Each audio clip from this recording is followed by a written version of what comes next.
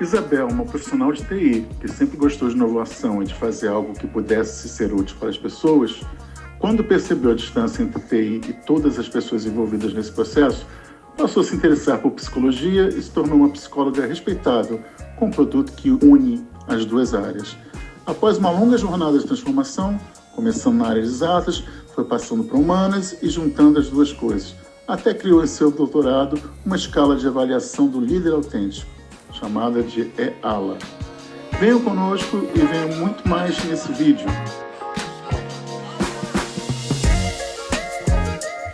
Alô, amigos do podcast Nada de Pânico, sejam bem-vindos a mais um episódio da temporada Nunca é Tarde, quando conversamos com profissionais sêniores que em algum momento deram uma guinada na sua vida, foram em busca de uma outra atividade, uma outra profissão, ou eventualmente várias atividades, atrás de um sonho, de uma paixão, de uma realização, de um hobby ou de oportunidades de negócio, tá?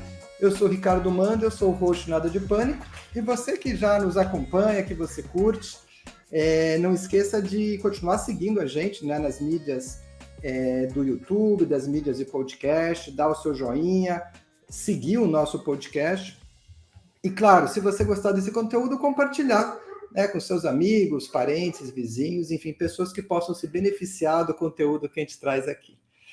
E hoje eu vou ter o prazer e a ajuda dos meus amigos Sérgio Azevedo, do Rio de Janeiro, e Luiz Servati, de Indaiatuba, que vão me ajudar a conversar diretamente de Campinas, a Isabel Campos. Né? A Isabel ela é formada em Ciência da Computação pela Unicamp, teve uma longa carreira na área de tecnologia, atuou também como professora por vários anos e hoje é psicóloga clínica e organizacional, com mestrado e doutorado em psicologia, com foco em avaliação psicológica. Maria Isabel Campos, Bel para mim, como você está? Que prazer ter aqui você. Fica à vontade de fazer seus comentários iniciais. Boa noite, Ricardo, Sérgio, Luiz. Prazer é meu em estar aqui com vocês nessa noite, né? E poder falar com o pessoal que te acompanha. Eu sou uma delas, eu acompanho o Nada de Pânico, então é um grande prazer hoje poder participar, né, dessa ação que vocês fazem, que tem sido tão bem feita e tão agradável de acompanhar. Ai, que legal, Isabel. Obrigado aí pelas suas palavras. Então, Isabel, uma coisa que eu queria saber, né? Quando que você resolveu focar na área de psicologia? É uma excelente pergunta essa, e é difícil eu te dar um momento exato da minha vida em que eu tomei essa decisão, sabe? Eu acho que eu tenho que remontar lá na minha adolescência, quando eu era uma árdua e assídua leitora, tanto de ficção científica quanto de psicologia, e tive que tomar uma decisão de carreira, né? Afinal de contas, a carreira é uma sequência de decisões que a gente toma na vida. Tive que tomar uma decisão a respeito de para que lado eu ia seguir e que faculdade eu iria tentar cursar, né? Então, naquela fase, eu decidi pela ciência da computação. Mas ao longo da minha carreira, mesmo nessa minha carreira na área tecnológica, né, embora eu tenha atuado bastante na área técnica, eu sempre fui me aproximando mais das pessoas. A minha visão é que a tecnologia existe em prol das pessoas. Então, a minha paixão pela tecnologia era a paixão para que ela exercesse a função de melhorar a vida das pessoas. Uma coisa interessante que tem uma das teorias da psicologia, a gente chama de teoria do paradoxo da mudança, né? E ela fala que a gente muda para a gente se tornar a gente mesmo. Tá? Então, eu acho que eu fui voltando a ter o foco em psicologia na medida em que eu fui amadurecendo e fui retomando uma pessoa que eu já era desde a adolescência, que tinha esse interesse pelas pessoas. Isso aconteceu ao longo da minha carreira em diversos momentos. Então, depois de atuar durante muitos anos na carreira tecnológica ou em negócios no setor de tecnologia, quando chegou o ano de 2007, eu resolvi fazer uma pós-graduação, lato sensu na época, e voltei, assim, eu já tinha feito uma em administração, então eu voltei no meu foco, falei, ok, estou aqui trabalhando, olhando para as pessoas numa área mais de marketing, de negócios, agora eu vou olhar para as pessoas com uma área mais humana dentro das organizações, e fui fazer a pós em psicologia transpessoal. E aí, a partir dessa formação, né, ela pode ser considerada um ponto de inflexão. Né? Então, acho que não foi o momento da decisão, mas foi o ponto Quer de dizer, inflexão para seguir nesse rumo.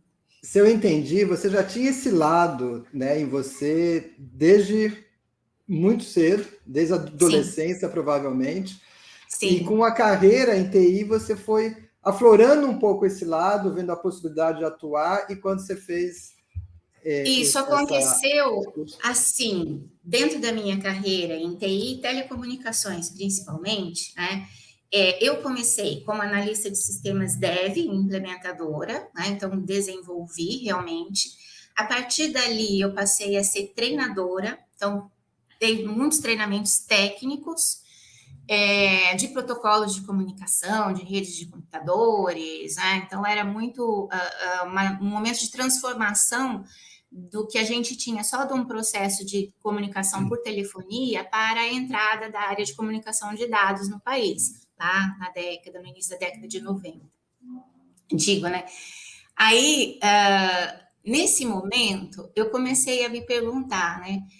Qual é a dificuldade de uma pessoa que é altamente técnica, né? De entender os benefícios de negócios que a mudança da tecnologia que está chegando vai propiciar. Veja que essa pergunta que eu faço, ela está centrada nas pessoas. Eu queria entender a dificuldade de uma pessoa sair do discurso tecnológico e entrar num discurso mercadológico, né? E a partir daí, eu fui fazer a pós em administração, eu comecei a estudar mercados, negócios, deixei de ser instrutora, passei a trabalhar na área de produtos e comercial, né? E fui migrando esse pensamento, até que, e nisso eu já estou passando por várias empresas e vários empregos, tá? Uhum. Até que chega um determinado ponto que a gente teve a privatização do serviço de telecomunicações no Brasil, e aí criaram um determinado concurso lá para a Telexpo 99, se não me engano, e aí naquele concurso ia ter o prêmio técnico e o prêmio de marketing. E eu me atraí por esse assunto, falei, vou entrar nessa, vou ganhar esse prêmio. Foi isso que eu falei, tá, gente? Vou ganhar esse prêmio. Aí entrei assim e ganhei o prêmio.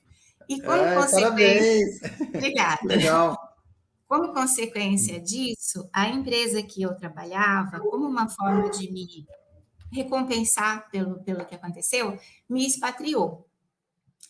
E é interessante, né? Porque isso nunca tinha feito parte dos meus planos, dos meus sonhos de carreira.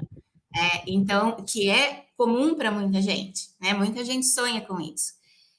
Então, eu fui expatriada para trabalhar com aquilo que eu tinha colocado lá no trabalho do prêmio, que era levar essa visão mercadológica de um mercado em transformação, que era o mercado de telecom no Brasil, para diversas empresas que eram atendidas pela empresa que eu trabalhava na época, que tinham interesse de vir para a América Latina. Resumindo, eu fui falar das pessoas daqui, da cultura daqui, de como era fazer negócio aqui, né? Tudo isso estava envolvendo gente, né? Aí trabalhei um tempo fora, voltei para o Brasil. Isso foi aonde, Isabel? Em qual país que você foi? Onde eu morei? Eu morei em Fort Lauderdale, que era onde ficava a administração para a Caribe e América Latina, né? Tá. E isso você ficou quanto tempo? Eu fui expatriada pelo período de um ano. Né? Mas esse período antes da expatriação e pós-expatriação, eu tinha muito contato, porque eu viajava muito, porque eu era gerente de produto. E como gerente de produto no Brasil, eu tinha que fazer absorção tecnológica de lá para trazer para cá, sim, né? Então, assim, morar oficialmente foi um ano, mas todo o período que eu trabalhei naquela empresa, que não foi tanto mais também, foram 2 anos e meio, né? Eu estava nesse intercâmbio Canadá, Estados Unidos, Brasil. Tá. Oi, Isabel. Pois Deixa eu voltar um pouquinho. O que levou a jovem Isabel, com 17, 18 anos, a escolher ciência da computação? Seria a mesma pergunta que eu ia fazer, exatamente. Foi porque era uma carreira mais rentável na época do que psicologia? Com certeza, isso influenciou bastante, porque nessa época, a minha tomada de decisão foi lá em 82 para entrar, a gente ingressou na Unicamp em 83, né? Eu sou da turma do Ricardo.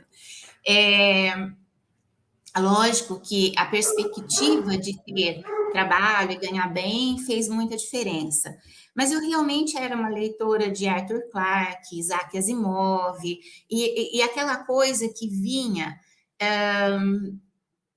de uma imaginação que não era uma imaginação fantástica, era a criação de possibilidades, né? Aquilo me encantava. Então, me interessava. Eu sou uma pessoa apegada à inovação, até hoje, tá? Independente de ter transitado tanto de carreira e estar na psicologia, a inovação é uma coisa que está na minha veia. Então, desde sempre me interessou o novo, o fazer o que ainda não foi feito. Eu tenho cá para mim que a minha decisão pela ciência da computação foi essa. Era uma área nova, eu vou lá fazer o que ainda não foi feito. E tive a sorte de poder fazer muito disso na parte da minha carreira que andou por esse segmento, vamos dizer assim. Eu sei que não é uma resposta... Desculpa, Sérgio, só continuando nessa linha de raciocínio. Eu sei que não é uma resposta que eu estou te pedindo a todos, é evidente, né? Mas, assim, o nosso ouvinte pode estar pensando no filho dele, que está prestes a escolher uma profissão, e a gente sabe que a maioria acaba optando por profissões pensando no financeiro, né? Com 17, 18 anos, você vê o tanto de gente que quer ser médico, que eu venho imaginando, nem tudo isso é dom, né? Que a pessoa tem. Então, muita gente, às vezes, opta por causa da parte financeira. O que fazer para melhorar ou para, talvez, mudar isso? Eu não tenho uma resposta única, mas, assim, você, como psicóloga, consegue entender ou ajudar uma pessoa que está nesse ponto? Sim, a sua pergunta é excelente para uma psicóloga, então a gente fica feliz da vida que as pessoas se preocupem com isso, né? Existe uma área específica da psicologia que é a orientação profissional para a escolha de carreiras, que pode abordar a vida toda, mas que trabalha muito bem focada na adolescência, né? Então, existem vários conceitos que podem ser investigados nesse processo de orientação, mas um que me ocorre diante da sua pergunta é o nível de maturidade para a seleção da carreira, tá?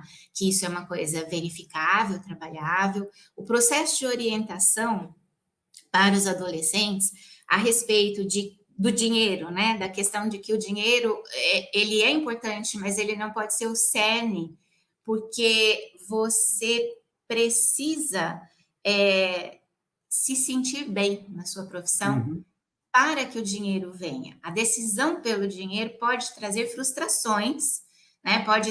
Exclusiva, né? Por essa questão. Ela pode trazer frustrações futuras que acelerarão um processo de transição de carreira.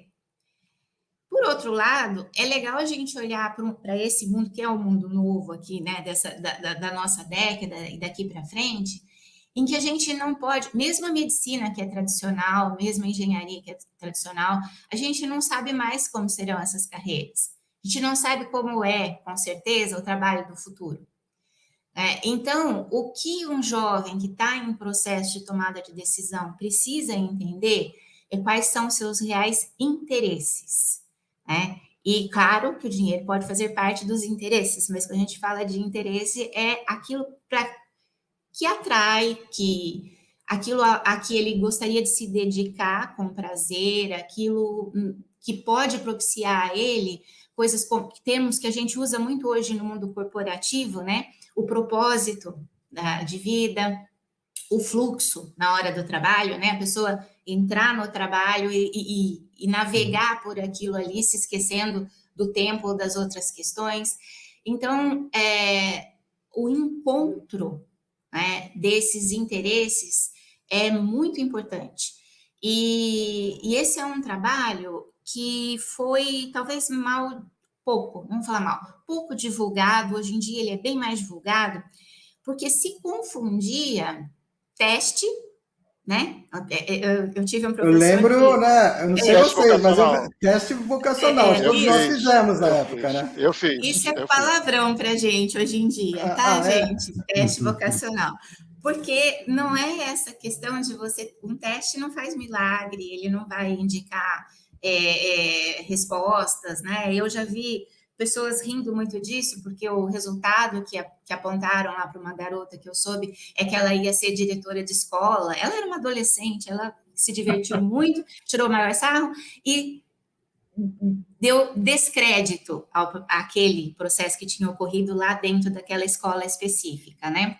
Então, não é isso que eu chamo de orientação para escolha de uma carreira, tá? É um processo mais profundo, por isso que é feito por psicólogos, porque aquele adolescente vai ser apoiado, vai haver um trabalho mais amplo para que se possa oferecer alguma segurança nesse processo de tomada de decisão.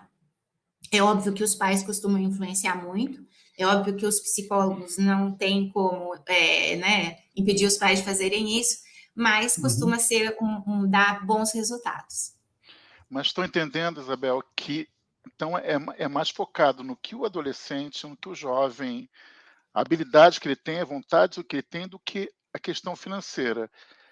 E eu fico na dúvida se, nesse trabalho que vocês fazem, vocês também estudam a realidade financeira da família, né? O futuro desse jovem. Porque eu sou fruto de uma decisão errada de adolescência, que eu fiz o curso de arquitetura porque gostava, e foi uma frustração total, que quando eu fui para o mercado, eu não consegui, com arquitetura, ganhar o que eu queria, trabalhar onde eu queria e ganhar o que eu queria, entendeu? Então, porque eu também era filho de classe média, eu precisava ser independente, né? Então, como é que vocês lidam com isso? Porque eu fico sempre nessa dúvida, principalmente dessa geração Z agora, eu vou fazer o que eu quero, o que eu gosto, não quero pressão, eu tenho crise de ansiedade, e acaba indo para o mercado, às vezes, com profissões, principalmente com profissões que não têm mercado, e eu acho, sinceramente, psicologia uma função difícil de mercado. Por exemplo, uma prima minha agora se formou em terapia psicanalista em 2 anos de curso online, entendeu? E se diz terapeuta, entendeu? Então, eu até faço terapia, discutindo com isso, eu falei, não está desvalorizando a função de um psicólogo que estuda tanto, e agora cheio de cursos de terapia, todo mundo se diz terapeuta, entendeu? Esse é um tema polêmico. Eu vou tentar voltar nele. Eu queria voltar primeiro na sua primeira pergunta ali, que é essa questão do adolescente que precisa do dinheiro. É óbvio que num processo de orientação em que está se trabalhando hoje o que é chamado no ensino médio de projeto de vida, e está se ajudando o adolescente a ter uma noção do que é construir um projeto de vida, né? E cada caso é um caso. Pode ser necessário que esse adolescente seja orientado a seguir, sim, porque ele precisa garantir suas necessidades básicas, trabalhar, ganhar dinheiro. Então, o apoio viria no como não se reter ali e como construir um plano que, desde o início, já vai possibilitar que ele se sustente, se assegure de ir constituindo a sua vida e possa planejar transições muito bem pensadas, né? Ou combinações, né? Eu estava conversando com um jovem essa semana, numa conversa mesmo, né? E aí ele falou assim, acho que eu não vou prestar Enem, não, porque eu não sei ainda o que eu quero ser, esse Enem, né? Era uma pressão que estava acontecendo ali, né? Mas eu perguntei, né? Quem você admira? Que carreira você admira? E ele foi respondendo o que seriam perguntas que num processo comum a gente poderia usar, né? E daí teve um determinado momento que ele falou assim, eu gosto muito de história, eu poderia ser professor de história. Aí eu comecei a trocar uma ideia com ele a respeito de 2 professores de história que eu sigo no Instagram, que são fenomenais. Um é aqui de Campinas, né? E ele percorre aqui a cidade e vai mostrando o casarão, tal, onde morou o Mário Gatti, que é o nome de um hospital aqui, conta a história do Mário Gatti, e vai... É muito legal se aprender a cidade, ele vai falando de locais e fatos, e agora ele e um outro profissional chamam os grupos para fazer a visitação ou para ouvir uma aula de história de Campinas. Então, ele deixa de ser exclusivamente um professor para acessar um público muito mais amplo, e ele desenvolve uma nova forma de carreira. E o segundo exemplo, que também é um professor de história, eu o sigo porque ele é guia turístico nos museus na cidade de São Paulo. E ele vai para os quadros e ele explica o momento da pintura e ele conta a história. Então, o que a gente vive nessa nossa época é uma possibilidade muito grande de criar carreiras, de criar oportunidades a partir do seu conhecimento.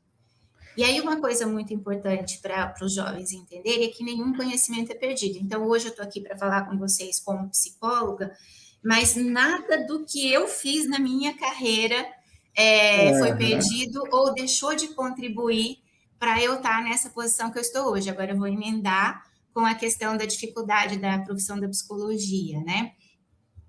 Ela está sendo, talvez, descoberta como uma profissão de alto potencial nessa fase agora que a gente vive. Então, eu frequentando a universidade, né, e tinha lá advogados, biólogos, administradores, a faixa etária mais madura, indo fazer psicologia, talvez descobrindo esse potencial de aplicá-la nas mais diversas carreiras possíveis, né? Mas ela continua sendo a entrada da psicologia clínica, porque são muitas psicologias, são muitas áreas de trabalho. Então, para quem pretende trabalhar na psicologia clínica, ela continua sendo uma área de entrada difícil, como é qualquer área da saúde para o profissional autônomo.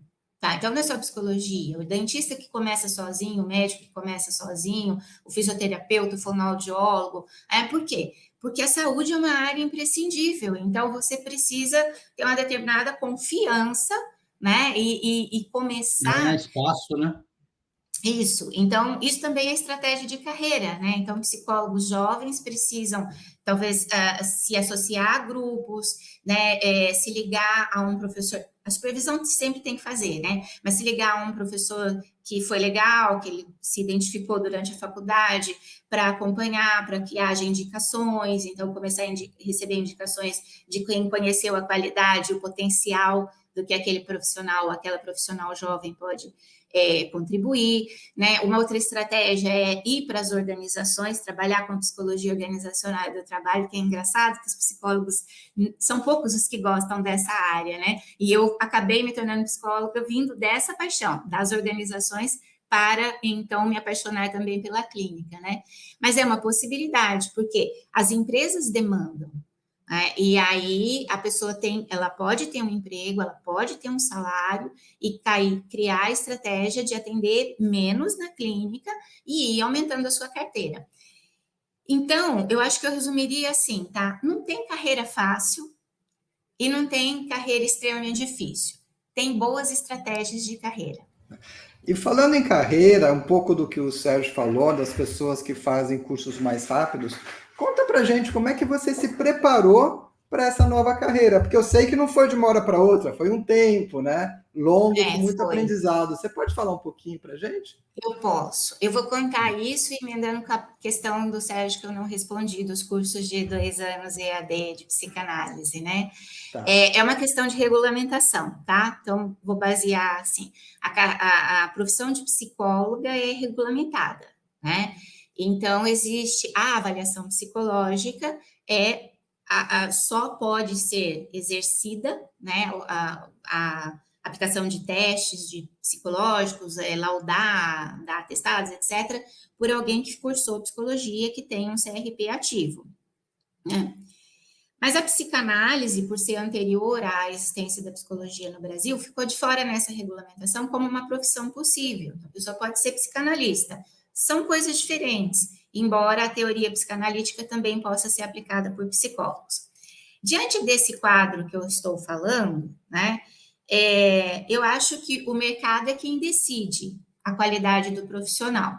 Então, esta é uma polêmica que a maioria do Conselho de Psicologia, a maioria dos psicólogos questiona, né, esse excesso de terapeutas que tem no mercado, mas talvez por eu vir do mundo corporativo, por eu vir de outros universos, eu tenho essa visão. É o cliente quem define qual profissional é bom. É o paciente que vai definir qual profissional é bom. E aí o mercado, ele se autorregula, né? Agora, como que eu tomei a decisão de percorrer esse caminho longo e ser psicóloga? Bom, eu falei lá em 2007, eu fiz a pós-graduação em psicologia transpessoal, eu me apaixonei por essa abordagem, achei maravilhosa, né? E nada contra as inúmeras pessoas que saem dessas pós-graduações e qualificadas como terapeuta e vão atuar. Eu não queria, porque eu sou crica, eu sou rígida, eu gosto de teoria, eu gosto de ciência, eu gosto do estudo aprofundado. Então, para mim, uma pós-graduação lato sensu não era suficiente para mim. Eu tenho diversas amigas que fizeram a pós e atuam no mercado. Aí, terminei essa pós, falei, bom, quero fazer um mestrado, porque eu sempre quis fazer mestrado e doutorado, e não sabia em quê, né? E estava lá pensando em fazer um mestrado quando, naquela época, se tornaram famosas as formações em coaching, né? Ainda não era um palavrão, ainda não era tão mal visto, ainda não tinha essa propagação imensa que ocorreu. E eu fiz uma formação em coaching e comecei a atuar. Eu era consultora organizacional na área de marketing estratégico, por isso que eu falo tanto de estratégia, e professora de planejamento estratégico, de gestão, algumas coisas assim. E aí eu fiz esse curso de coaching, né? Fiz a formação, você tem que fazer várias aplicações pro bono, né, para poder se qualificar. E comecei a atuar porque as empresas que me contratavam como consultora de marketing confiaram em mim e começaram a me contratar como coach para desenvolver líderes dentro das suas organizações. E nessa atuação, eu tinha na minha formação uma frase que dizia assim, e eu acredito nela até hoje e confio muito nisso: coaching é para quem está bem e sabe que pode ficar ainda melhor. Então, você tem que saber, quando você recebe alguém para trabalhar com essa pessoa, avaliar se aquela pessoa está bem ou não, para você exercer determinados níveis de pressão que vão acontecer para você fazer esse plano de desenvolvimento que é contratado pela empresa. Então, não eram os indivíduos que estavam buscando, era uma empresa pedindo desenvolvimento, né? E aí eu comecei a receber muita gente que não estava bem. E eu comecei a me fazer a pergunta, né? Mas quem está bem hoje em dia? Já que a OMS define que saúde mental, a saúde é um estado de bem-estar pleno, né? A saúde mental é um estado de bem-estar envolvido nesse bem-estar pleno, que é físico, emocional, mental. E você fala, nossa, então, peraí, né? Como que a gente pode atuar dessa forma sem estar lidando diretamente com a questão da saúde, né? E eu adorava essa coisa dos testes, da aplicação, etc., desde que começaram a aplicar em mim dentro das organizações. O primeiro que eu respondi foi um DISC, que é famoso até hoje, né? Lá, acho que no ano de 1996. Depois, em 2003, eu fui candidata a ser vice-presidente comercial da Gallup do Brasil. E a Gallup é uma desenvolvedora de diversos testes, ela tem uma área, né, de lidar com o capital humano muito grande, e aí eu comprei todos aqueles livros da Gallup, porque eu me interessei muito por aqueles testes, etc. Achei que eu ia entrar lá, mas eu estava no finzinho do processo quando eu mudei de emprego, e daí eu não sei se eu ia entrar ou não, porque eu parei no finzinho lá do processo da Gallup, mas continuei apaixonada ali pela questão dos testes. Então, eu fui fazer um mestrado para entender um pouco mais dessa área, que é exclusiva dos psicólogos, que é a área de avaliação psicológica, tá? Aí eu começo a me enfronhar mais, e eu me lembro da banca do mestrado, um dos professores que, né, eles fizeram ali os questionamentos, ele falou para mim, mas você sabe que você vai fazer um mestrado numa área que depois você não vai poder aplicar testes, né? Porque isso é exclusivo do psicólogo. Falei, não, eu sei que isso é exclusivo do psicólogo, mas eu tinha uma empresa de consultoria, né? Falei, mas eu tenho uma empresa, eu quero entender o assunto mais profundamente, e se eu decidir levar a minha empresa para esse caminho, eu vou contratar psicólogos, tudo bem? Ah, tudo bem. Aí fui aceita ali, entrei no mestrado, né? E aí começa, né? Você está ali, não sei se eu era a única ou uma das poucas não psicólogas, né? Teve momentos em que eu fui a única, mas tinha mais gente assim também. E você está estudando com uma porção de gente que é da área, e eles vão trazendo coisas interessantíssimas em termos de pesquisa, relacionada ao ser humano, relacionada à saúde, relacionada à clínica, e eu estou ali dentro daquele universo e não posso colocar as minhas mãozinhas e os meus olhinhos nas coisas que eu não tinha acesso. Então, eu fiz ali um mestrado dentro de um contexto de trabalhar com uns instrumentos que não são exclusivos dos psicólogos, né? Por isso, a área organizacional. Terminei o mestrado e aí eu fui convidada pela banca para ir direto para o doutorado. Beleza, né? Então, vamos para o doutorado. Eu sempre quis ter produto meu, sempre, sempre. E, por incrível que pareça, como cientista da computação, eu não criei um produto meu. Podia ter criado, mas não criei, né? Eu vou fazer isso agora, dentro da área de psicologia, né? Então, no doutorado, foquei em liderança, foquei num estilo de liderança pelo qual me apaixonei, que é a liderança autêntica, e desenvolvi um instrumento que, voltando, né, era uma coisa que ninguém tinha feito daquele jeito que eu fiz. Então, esse instrumento está publicado, ele está no mercado, eu consegui criar o produto e consegui fazer o novo. Mas é o quê? É um teste? É um programa? É um teste, mas não é um teste daqueles que a gente chama de escala Likert, que você marca de 1 a 5, ou de 1 a 7, ou de 1 a 10, né? Uhum. São situações, é um teste de julgamento situacional, para avaliar quanto aquele respondente tem o estilo mais próximo ou menos próximo do estilo que é entendido como liderança autêntica dentro desse arcabouço científico, tá? Então, assim, são situações que uma pessoa pode enfrentar no dia a dia do trabalho, diante das quais esse líder tem que tomar decisões, e aí ele é convidado a responder qual a decisão mais provável que ele tomaria ou qual é a menos provável que ele tomaria em cada uma das situações apresentadas, e ali é feita uma computação matricial. Então, assim, vejam o que eu falei, né? Nada do que eu estudei foi perdido. Lá no meu doutorado, eu fiz uma análise de dados estatística num tema, usando um algoritmo em R, que era novo, que ninguém tinha usado. Então, estava sendo desenvolvido um negócio, a teoria da liderança nos Estados Unidos, a forma de análise de dados da Europa, né? E eu juntei essa coisa toda e desenvolvi esse produto aqui, e saí satisfeita com a minha inovação. Que legal! Maravilha! Legal, Isabel, muito bom. Isabel, eu tô percebendo que o tempo todo da sua vida, da sua carreira, você estava trabalhando e estudando, correto? Sim, praticamente. Foram poucos os anos em que eu não estudei enquanto trabalhava, oficialmente. E como é que ficou o lado pessoal? Você abdicou, você focou na sua carreira deixando de lado o pessoal, ou você conseguiu conciliar tudo?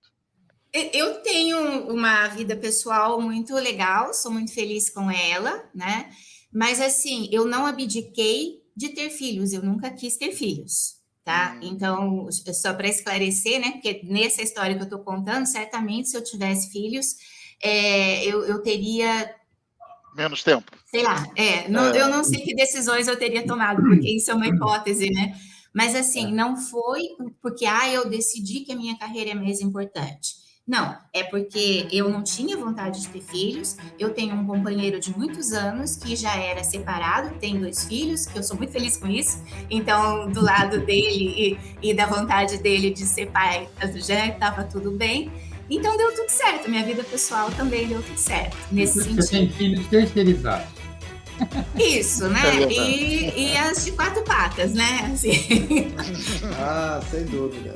Ai, gente, o papo tá muito interessante. Hoje é um papo cabeça, um papo psicológico, né? Que a gente está indo a fundo com a Isabel Campos.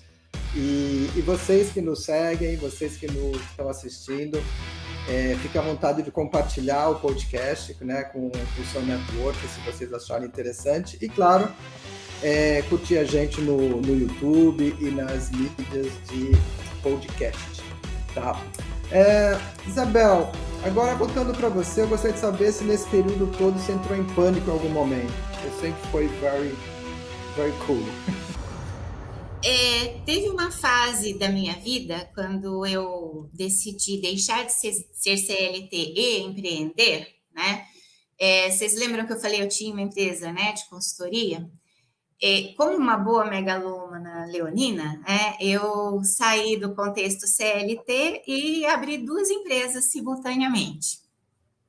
Uma que é a de consultoria, pela qual eu trabalhei durante, 15 anos, e uma outra que viveu, vamos dizer, aberta ao público durante uns 6 ou 7 meses apenas, né?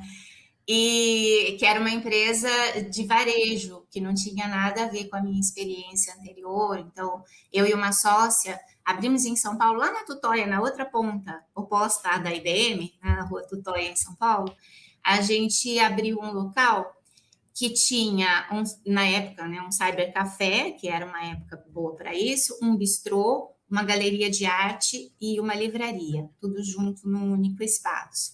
Legal. Teria sido muito legal se não tivesse me levado todas as economias líquidas. Ao pânico. 15 anos de economia. Resumo, se tivesse dado dinheiro. Exatamente. Assim, mas foi um MBA na prática, tá? Então, assim, o problema, e eu acho que aquilo ali me ensinou muito, e também hoje eu vejo razões para estar na psicologia olhando para aquele negócio, né? Dificuldades egóicas, vamos dizer assim, minhas, nessa saída, que não medi direito o que eu estava fazendo, esse salto para o varejo foi um salto no escuro. Então, assim, tinha um planejamento, mas não era um planejamento de alguém que tivesse conhecimento profundo da área, né? E tinha um erro na seleção do ponto, né? E uma questão da relação líder-liderado, que para mim foi um grande aprendizado e me serviu muito nessa história que eu vinha contando aqui também, sabe? Que é como você interage com os diferentes de você. Essa foi uma dificuldade que eu desconhecia, porque trabalhando no setor de telecomunicações, eu estava sempre, no que eu fazia, ligada ao mesmo nível educacional, ao mesmo nível linguístico, né? A mesma forma de pensar, o exercício da lógica, porque eu estava sempre ali lidando com engenheiros ou cientistas da computação, etc. Então, foi difícil o processo de comunicação como líder de uma pequena empresa com colaboradores que eram bastante diferentes do mundo em que eu estava acostumada. E tudo isso vai se juntando, né? Então, eu estava falando ali do doutorado, do instrumento, do não sei o quê, mas, na verdade, hoje eu tenho uma paixão pela clínica, porque nesse processo de estar com os psicólogos, que eles faziam aquilo que eu não podia fazer, eu fui me apaixonando. E quando eu terminei o doutorado, e o meu, então, orientador falou, vamos fazer um pós-doc? Eu falei, até vamos, mas agora eu vou fazer graduação. E aí, ele falou, não, você dá conta. E aí eu entrei na graduação, né, para juntar tudo isso que eu contei para vocês. Então, hoje, eu sou psicóloga clínica e organizacional, porque eu atendo realmente em consultório, e nas organizações eu trago toda essa história que eu contei aqui para trabalhar ou no desenvolvimento de líderes ou no processo de suporte à solução de conflitos entre sócios, entre executivos C-level, porque nas organizações tem muita necessidade de uma visão dessa questão humana, né? Que às vezes a gente se distrai, esquece. Você se tornou uma profissional única, hein? Parabéns, Isabel. Realmente. Obrigada. Você aproveitou toda a bagagem da ciência de computação e de business, de negócios, né? Que ela teve. Tudo. Quando eu estou falando hoje, atendendo, mesmo que seja na clínica, alguém que é da área de TI, porque me ocorre muito vir, porque as pessoas vão vindo ao longo do meu caminho, elas vão chegando, né? E aí eu consigo falar, não, mas a gente aqui está conversando, a gente não tem protocolo, não tem camada, não tem nível. E as coisas, e isso vai aproximando também, sabe? Poder usar os termos que aquela pessoa usa no dia a dia, ou poder entender do que é realmente o ambiente corporativo, quando algum cliente chega e fala, meu chefe hoje isso e aquilo, né? Traz aquela questão que a gente tanto está acostumado. Então, saber o que se passa ali naquele ambiente, entender os processos, né? Facilita muito o meu trabalho. Por isso, nada foi perdido. Então, se eu voltar lá nos adolescentes, é disso que eu falo, sabe? É a gente escolher aquilo que nos atrai e saber que você pode criar, e você pode estudar, e você pode se transformar, e que você tem que estar disponível a cavar suas próprias oportunidades, né? Eu não tenho dúvida de que na minha história eu fiz muito isso.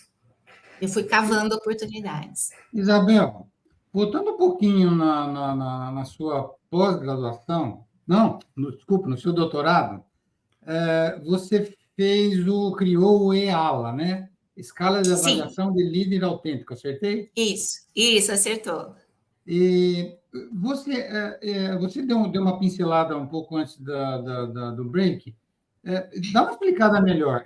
Isso tem que ser feito com a presença de um profissional. É possível ser feito uma autoavaliação, e que você desse um exemplo de uma pergunta que se faz, se é possível.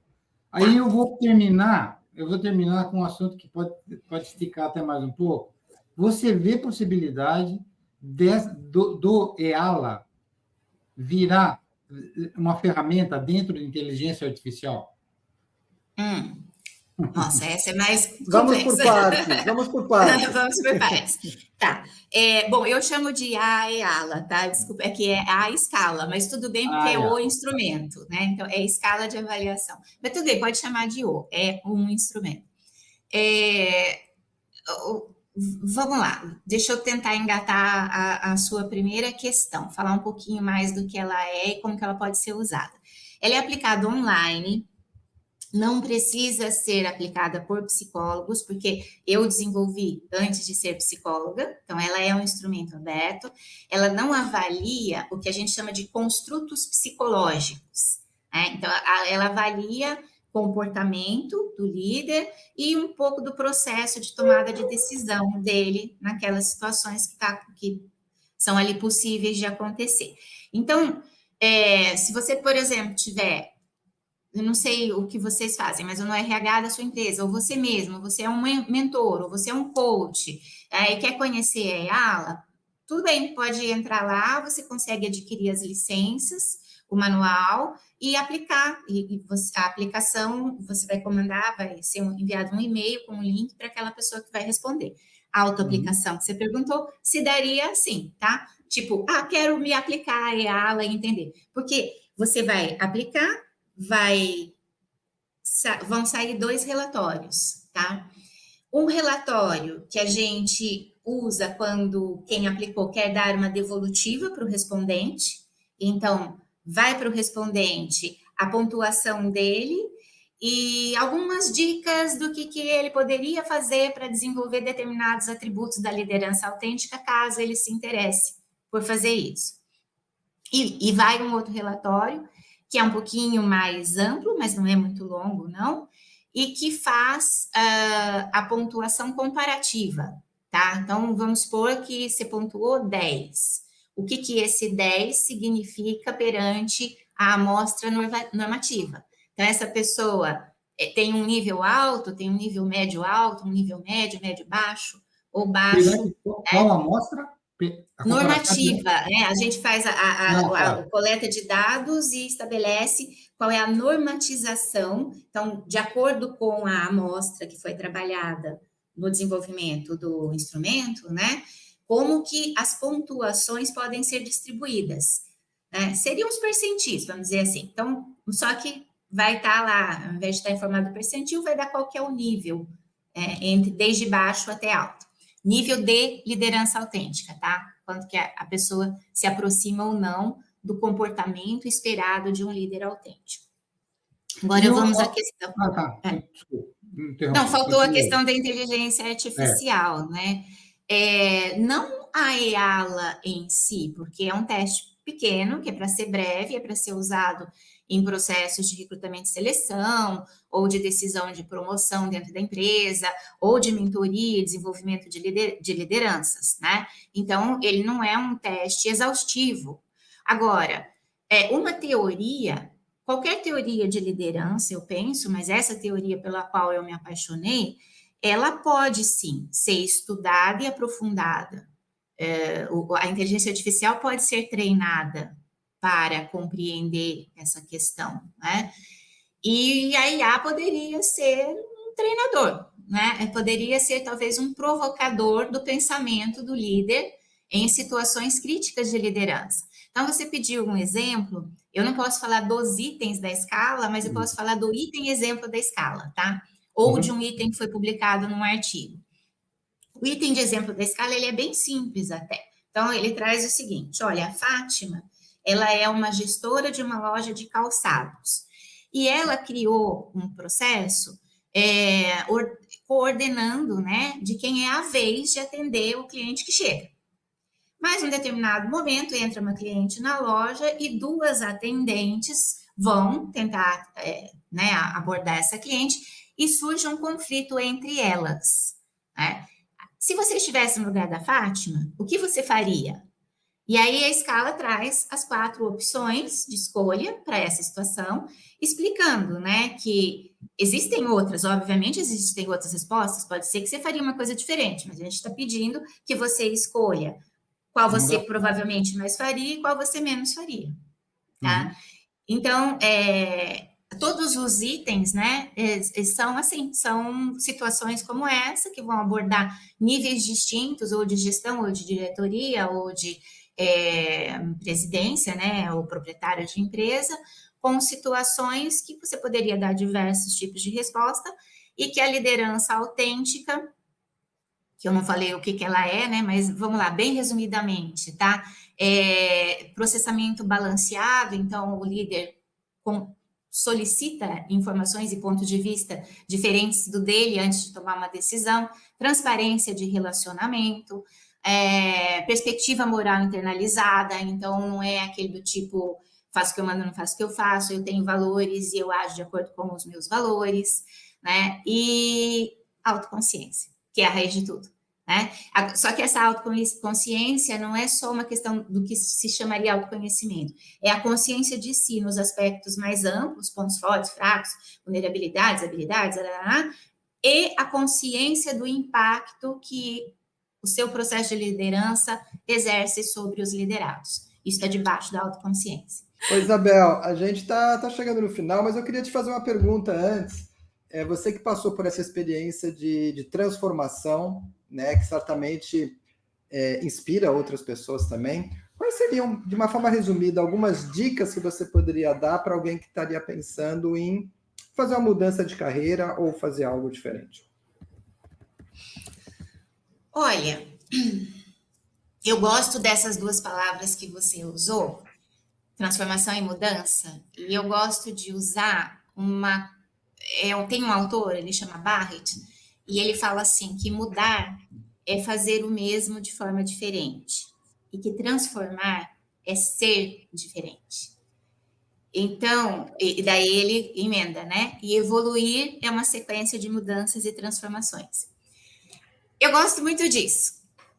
A dica que eu posso dar para a pessoa que está pensando, né, em fazer uma transição de carreira, ela refletir o que ela pretende. Ela pretende mudar ou se transformar? Essa é uma pergunta que eu faria, tá?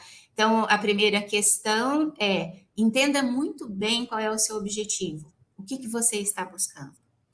Porque transição de carreira virou uma questão muito popular. Hoje, mudar de emprego é transitar de carreira, né? Ficou assim, então é conceituado isso.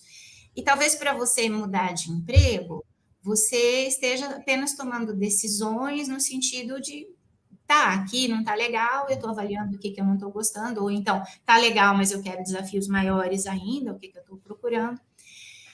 Mas a transição mais ampla, a transição que demanda uma transformação, ela demanda planejamento, ela demanda autoconhecimento, ela demanda você entender que você não está fazendo isso, que nem eu fiz lá quando eu entrei em pânico, né? Ou que me levou a entrar em pânico, essa transição que eu chamei de egóica, né? De fazer a coisa muito assim, do tipo, nunca nada que eu fiz deu errado, então vai dar certo também, e vamos meter a cara, né? E vamos...